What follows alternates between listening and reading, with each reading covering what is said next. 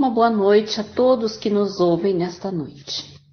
A partir deste momento, elevemos o pensamento ao alto, a Deus, nosso Pai maior, a Jesus, nosso irmão e mestre, para que possamos ter um bom entendimento das palavras do Evangelho do nosso Mestre Jesus. Dando continuidade ao capítulo 23, Estranha Moral, hoje os itens 13, 14 e 15. Jesus vinha proclamar uma doutrina que solapava na base dos abusos em que viviam os fariseus, os escribas e os sacerdotes de seu tempo. Assim fizeram-no morrer, querendo matar a ideia, matando o homem.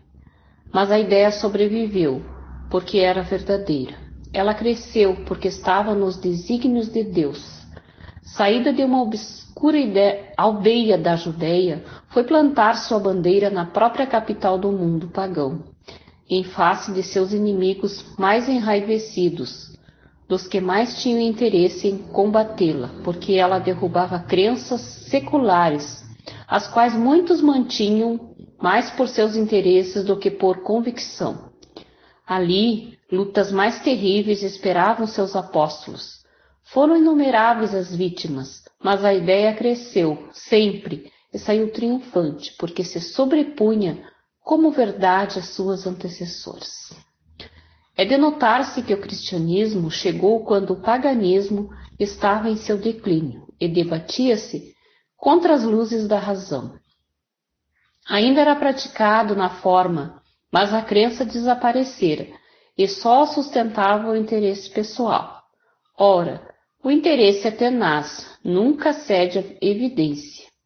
Ele tanto mais se irrita, quanto mais os raciocínios que se lhe opõem são peremptórios, e quanto mais demonstram seu erro. O interesse sabe que está errado, mas não é isso que o afeta, pois a verdadeira fé não está em sua alma. O que mais teme é que a luz abra os olhos aos cegos. Esse erro lhe é proveitoso, por isso agarra-se a ele e o defende. Sócrates também não tinha trazido a público uma doutrina análoga, até certo ponto, a do Cristo, porque ela não prevaleceu em sua época, em meio a um dos povos mais inteligentes da terra? É que não chegara o tempo. Ele semeou numa terra não lavrada. O paganismo ainda não se desgastara. Cristo recebeu sua providencial missão no tempo apropriado. Os homens do tempo de Sócrates não estavam à altura das ideias cristãs, e muito faltava para tanto, mas havia uma maior aptidão geral para assimilá-la, pois começavam a sentir o vazio que as crenças vulgares deixavam na alma. Sócrates e Platão tinham aberto o caminho e predisposto os espíritos. Infelizmente, os adeptos da nova doutrina não se entenderam sobre a interpretação das palavras do Mestre. A maior parte velada sob forma alegórica e figurada. Daí nascerem numerosas seitas desde o início, todas pretendendo possuir a verdade exclusiva, de modo que nem 18 séculos puderam conciliá-las, esquecendo o mais importante dos preceitos divinos, aquilo que Jesus tornara a pedra angular de seu edifício, e a condição expressa da salvação, a caridade, a fraternidade e o amor ao próximo. Essas seitas tocavam anátemas e arremetiam-se umas contra as outras, as mais fortes esmagando as mais fracas, sufocando-as em sangue, em torturas e na chama das fogueiras.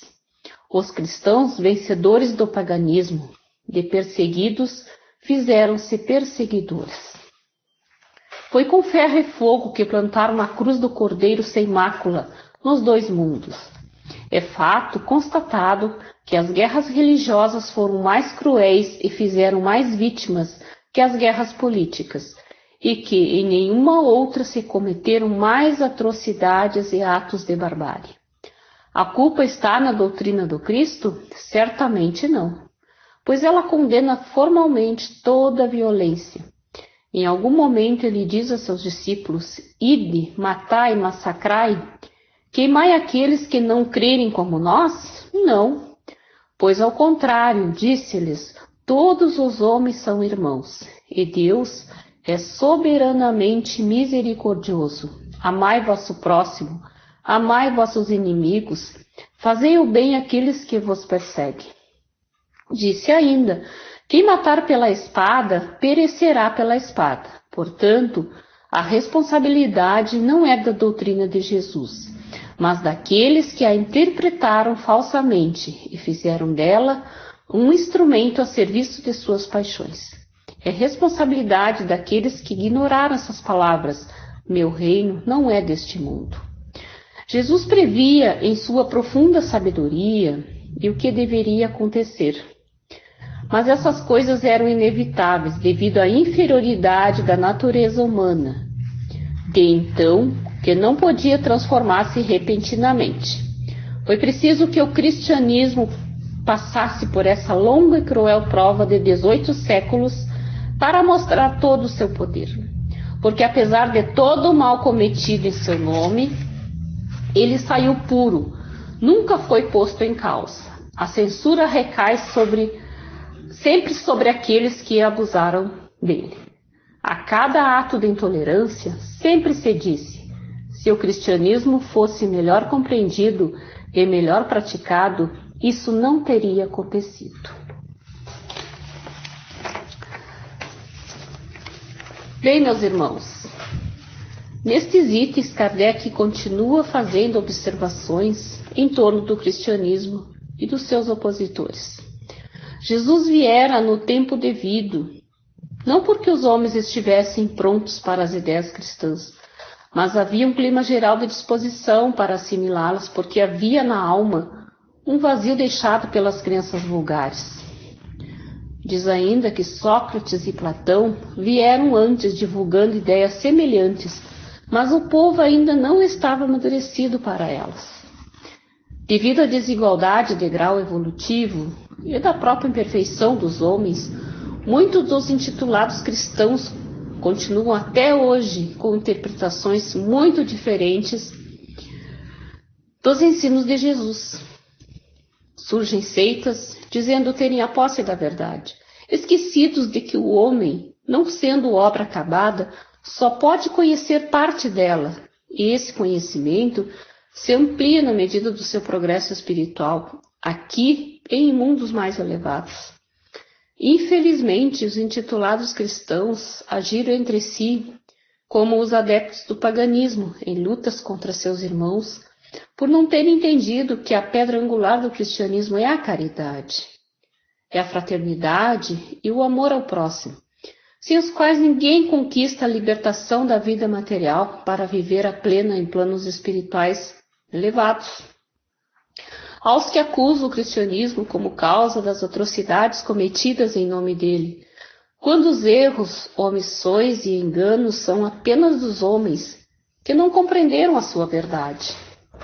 A doutrina de Jesus continua nos evangelhos, esperando que os interessados a estudem, a compreendam e a coloquem em prática no seu dia a dia, lutando contra suas imperfeições, demonstrando através do exemplo um verdadeiro cristão.